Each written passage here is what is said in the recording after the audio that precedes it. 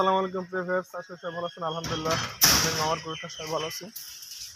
আজকে 8 গ্রাম জোনাইলে 8 গ্রাম 1600 স্কয়ার ছাদে পাইপ করতে আসছে।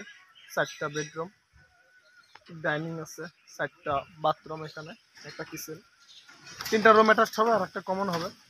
এই ছাদে আমরা কি করে এটা 2 ইউনিট আমরা ভাগ করতে যাচ্ছি। তো কি করে ছাদে পাইপ দেবো এটা অবশ্যই আপনাদের কাছে আমি নেক্সট টাইমে দেখাবো ইনশাল্লাহ।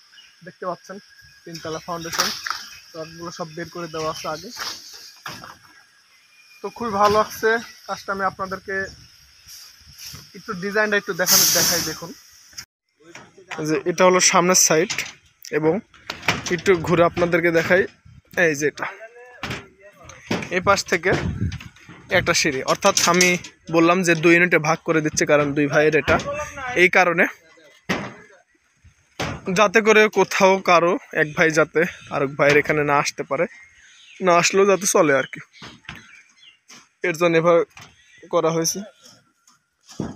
তো দেখুন কি করে আমরা ছাদে পাইপ দেখতে পাচ্ছেন যে ওই পাশে মিস্ত্রিরা কাজ করতেছে।